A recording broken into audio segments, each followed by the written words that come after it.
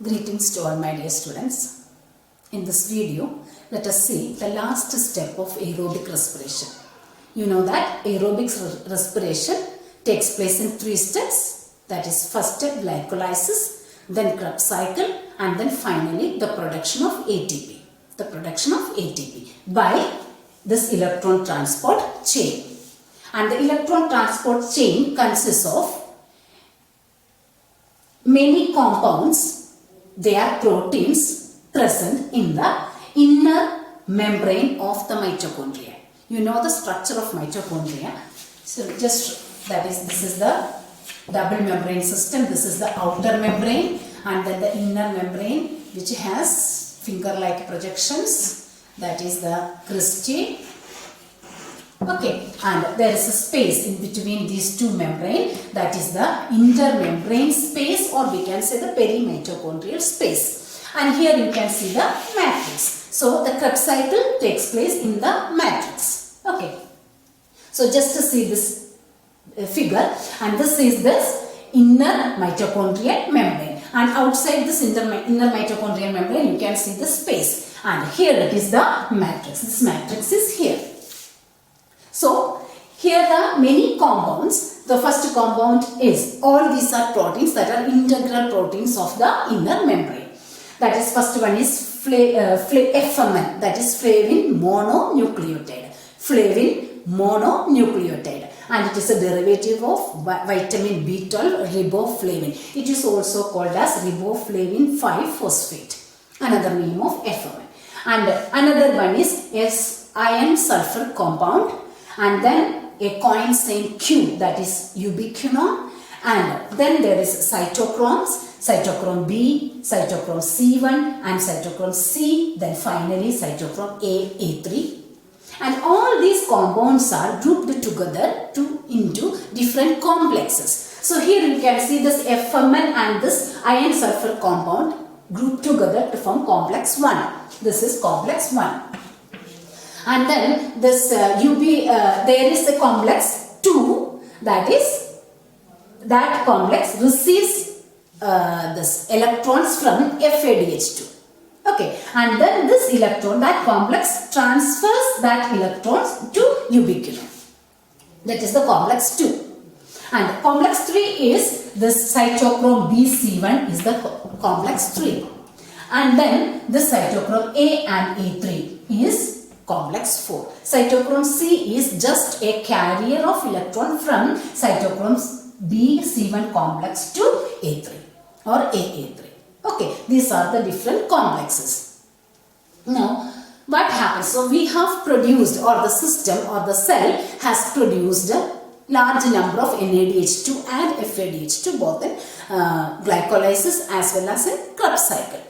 So, this NADH2 and FADH2 dissociates or splits into, or we can simply say that undergoes reduction by giving its hydrogen atom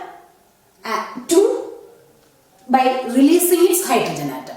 The dissociation of NADH2, that means when this NADH2 dissociates, we will get NAD, then 2 protons along with the 2 electrons. So, this NADH2 undergoes oxidation and produces 1 NAD plus, then 2 hydrogen ions, that is 2 protons and 2 electrons. And these 2 electrons are taken up by this FMN, that is the flavin mononucleotide, the first electron accepted. And when these electrons pass through this FMN to this FES and then to ubiquinone, these electrons release some energy. And that energy, these electrons release some energy, and that energy will be used up for the pumping of a pair of protons into the intermembrane space.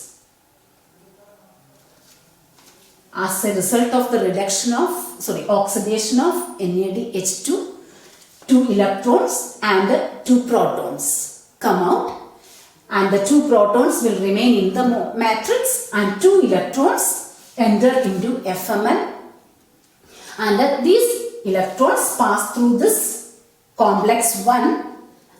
At the time they release a part of its energy, and that energy is used for the pumping of these two protons, a pair of protons, into the intermembrane space. So now 2 electrons passed through this first complex, and 2 protons are also pumped into the intermembrane space. Now from this iron sulfur compound, the electrons reach the ubiquinone, then the ubiquinone to this next complex, that is the cytochrome BC1 complex. At that time also, these electrons release a part of its energy, and that energy is again used for the pumping of 2 protons into the intermembrane space. So now 2 places the electrons released the energy, and at both those places the hydrogen ion pumping also took place. Now from the complex 3, that is cytochrome BC1 complex, the electrons pass to cytochrome A3 through cytochrome C. Okay, so here also, that is when the electrons pass through this cytochrome BC1 complex, the electrons release the energy, a part of its energy, and that energy is used for the pumping of 2 protons into the intermembrane space. So here 3 times the protons, so as a result of the oxidation of NADH or NADH2, 3 times the protons are pumped into the intermembrane space. And FADH2 is providing the electrons to this ubiquinone. So it enters, this FADH2 enters the electron transport chain from this stage only. So that the FADH2 is really, the electrons present in the FADH2 is providing the energy for the pumping of protons only 2 times. Only 2 times here and then here. But NADH2 provides the energy to pump protons 3 times. One is at the complex 1, and another one is in this ubiquinone, and then is the complex 3. And now finally through the cytochrome A3, these 2 electrons come out and will be accepted by the molecular oxygen. That means half O2 means only one, that is the molecular oxygen, O. So that I have written here half O2, 1 oxygen, and this electrons along with this half O and this proton also, 2H, and becomes water. Water molecule. Here is the production of water molecule. So the terminal or the final acceptor of this electron is oxygen. But the terminal or the final acceptor of electrons in the electron transport system is this AA3 or A3 simply. These 2 things you have to understand. The final acceptor of electrons in the electron transport system, if there is, in the question, if electron transport system is there, then the answer would be cytochrome A3 or simply cytochrome A3. Otherwise, if the question is, who is the final acceptor of electrons in oxidative phosphorylation, then the answer is oxygen.